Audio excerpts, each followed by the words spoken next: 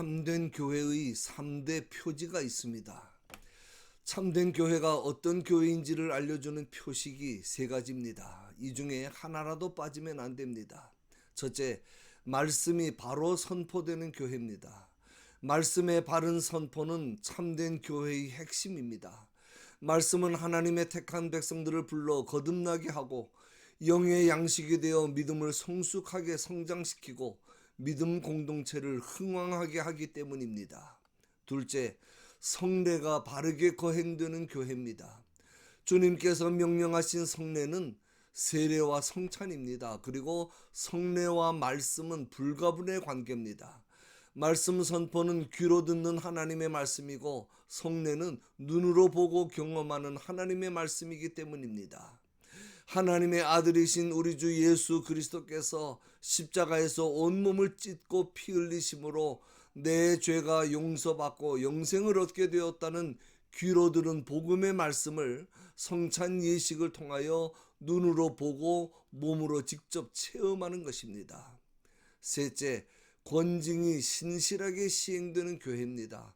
권징은 영어로 discipline, 훈련이라는 뜻입니다.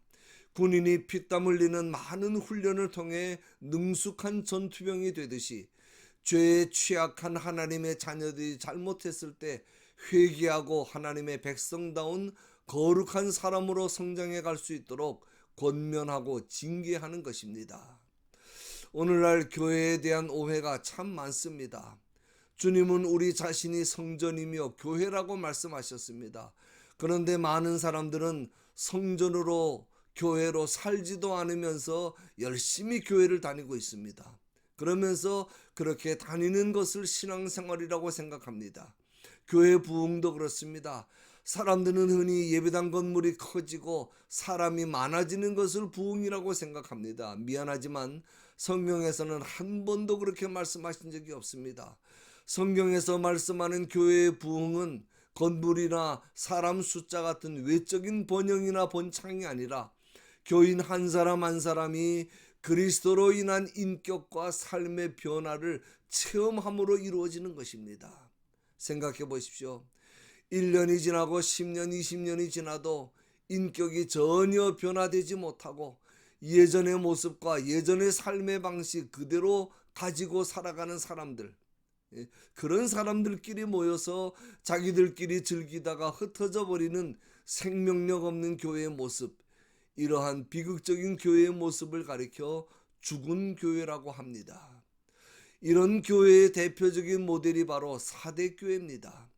주님은 이 교회를 향해 내가 네 행위를 아노니 네가 살았다 하는 이름은 가졌으나 죽은 자로다 라고 책망하십니다. 너희들이 하는 행위를 보니까 너희 믿음은 내 영광을 드러내기는커녕 오히려 가로막는 아무짝에도 쓸모없는 죽은 믿음이다. 그리고 너희 교회는 썩어 냄새만 풍기는 죽은 교회다. 너희 같은 믿음, 너희 같은 교회는 차라리 없는 편이 낫겠다는 말씀입니다. 이런 교회는 크면 클수록 주님의 영광을 심각하게 훼손합니다. 정말 두려운 책망입니다. 그러면 주님께서 왜 그렇게 사대교회와 교인들을 향해 죽은 교회, 죽은 믿음을 가진 죽은 신자들이라고 책망하시겠습니까? 그들의 행위에서 온전한 것을 찾지 못하셨기 때문이라고 말씀합니다. 온전한 것이라는 말의 원문의 뜻은 속을 채울 수 있는 것이라는 뜻입니다. 그러므로 온전한 것을 찾지 못했다는 말은 속이 비어서 껍데기만 남아있다는 말입니다.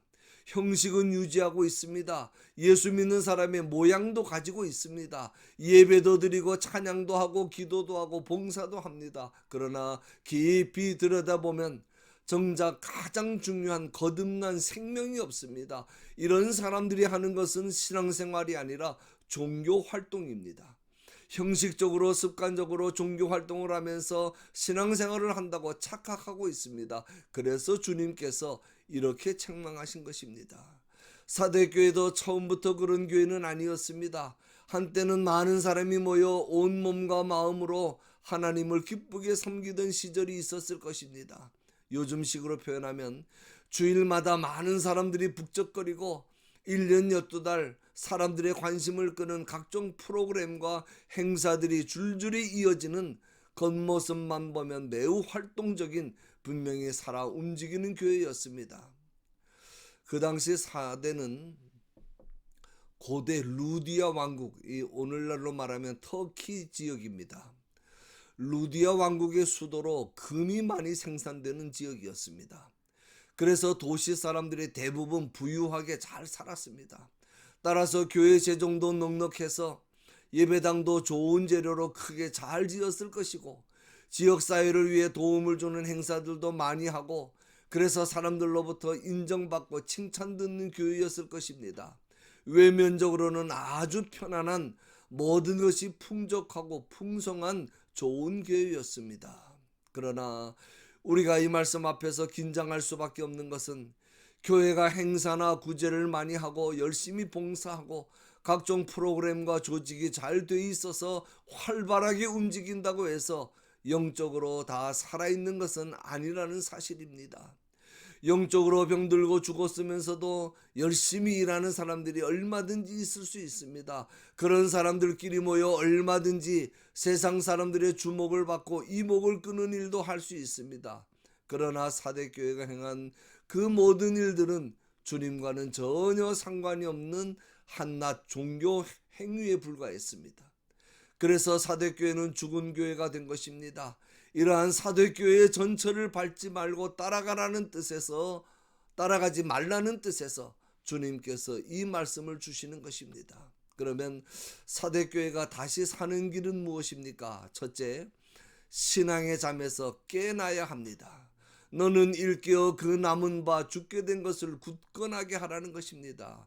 일깨어라는 말이 잠에서 깨어나라는 말입니다. 영어로는 wake up이라고 번역했습니다. 그 남은 바 죽게 된 것이라고 한 것을 봐서 다행히도 아직 완전히 죽은 것 같지는 않습니다. 마치 중병에 걸린 사람이 사망 진단을 받고 중환자실에서 산소 호흡기를 끼고 겨우 생명을 연명하고 있는 상태를 연상시킵니다. 그 상태에서 깨어나 영적인 각성을 해야 한다는 것입니다. 모든 것이 풍족하고 편안하다고 해서 안일주의에 빠지고 달콤한 세상 쾌락에 정신이 팔려 형식적인 신앙생활을 하지 말고 정신을 바짝 차리고 조금 남아있는 영적인 생명이 꺼지지 않도록 굳게 붙들어야 한다는 말씀입니다. 둘째, 생각해야 합니다. 뭘 생각합니까? 그러므로 네가 어떻게 받았으며 어떻게 들었는지 생각하라는 것입니다. 생각하라는 단어는 현재 명령형입니다. 가끔 생각날 때 한두 번 생각하고 마는 것이 아니라 계속적으로 잊지 말고 항상 생각해야 한다는 말씀입니다. 하나님께서 깨달음을 허락해 주셔서 처음 복음을 받아들이고 주님의 사랑과 구원의 기쁨과 감격으로 마음이 뜨거웠던 그때, 그 순수했던 마음과 열심을 늘 생각하라는 것입니다. 처음에 복음을 들었을 때는 분명히 그들에게도 하나님의 은혜에 대한 감격이 있었습니다. 하나님께서 나 같은 자를 살리시기 위해 예수님을 보내셨다니 구원의 은혜에 대한 감격도 있었습니다. 이제부터는 나도 이 땅에 소망을 두지 말고 하늘나라를 바라보면서 주님만을 위해 살아야지 라는 결단도 했습니다. 그와 같은 처음 사랑, 초심을 잊지 말고 항상 생각하라는 것입니다. 셋째, 말씀을 지켜 회개해야 합니다. 처음에 나를 겸손하게 만들고 구원의 은혜를 체험하게 해서 무슨 일을 해도 감사하며 섬기게 했던 그 은혜의 말씀들을 기억하고 지켜 순종하라는 말씀입니다. 그런데 세월이 흐르면서 자꾸 초심이 변질되고 신앙생활이 습관적이 되고 형식적이 되어가고 있는 내 모습을 회개하라는 말씀입니다. 주님께서 사대교회를 향해 이렇게 회개하라고 하시는 것을 보니까 사대교회 교인들의 대부분이 아직 거듭남의 체험을 하지 못한 것으로 보입니다. 그러니 외면적으로는 화려하고 잘 믿는 것 같아도 죽은 믿음과 교회의 모습을 가지고 있었던 것입니다.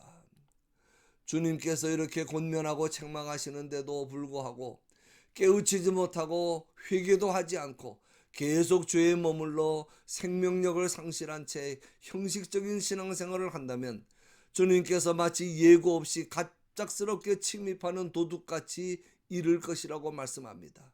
이 말씀은 주님의 재림을 말씀하는 것이 아니고 잘못된 믿음을 가지고 종교 활동이나 하고 있으면서도 회개하지 않는 교인이나 교회는 주님께서 도둑같이 갑자기 불시에 오셔서 교회의 촛대를 옮겨버리시겠다는 말씀입니다. 그렇게 되면 그런 교회는 규모와는 상관없이 더 이상 주님의 교회가 아닙니다. 성령의 말씀과 빛의 능력과 그리고 주님의 영광과 임재를 거두어 가시기 때문입니다. 그때부터 그런 교회, 그런 교인은 사탄의 조종을 받아 하나님의 영광을 가리는 인간의 집단이 될 수밖에 없습니다. 그러나 다행스러운 것은 사대의 그 옷을 더럽히지 아니한 자 몇 명이 남아 있었다고 하는 것입니다. 세속에 물들지 않고 세상과 타협하지 않고 세상 풍조에 휩쓸리거나 편승하지 않고 깨어 경성하여 하는 소수의 신자들이 있었습니다. 그들은 대부분의 신자들이 세상 쾌락에 깊이 빠져서 안일하게 살면서 헛껍데기 같은 위선적인 종교 생활을 하고 있는데도 불구하고 영적으로 살아있는 신실한 주의 백성들이었습니다. 다른 신자들로부터 자기들의 악행에 동조하지 않는다는 이유 때문에 많은 핍박과 손해를 당하면서도 결코 주님을 배신하지 않는 사람들이었습니다. 그러한 주의 백성들에게 주시는 축복이 세 가지입니다. 첫째, 흰 옷을 입고 주님과 함께 다니는 축복입니다. 흰 옷은 용서와 순결을 상징합니다. 주님의 은혜로 죄사함 받고 정결하게 된 성도들을 가리킵니다. 둘째, 생명책의 이름이 영원히 기록되는 축복입니다. 내가 그 이름을 생명책에서 결코 지우지 아니하리라. 이 말씀을 오해하면 안 됩니다. 주님은 우리의 이름을 상황에 따라 생명책에 기록했다 지웠다 하시는 분이 아니고 구원의 확실한 약속과 보장을 말씀하는 것입니다. 반드시 구출해 주신다. 그러니 확신을 가지고 믿음을 끝까지 지키라는 뜻입니다.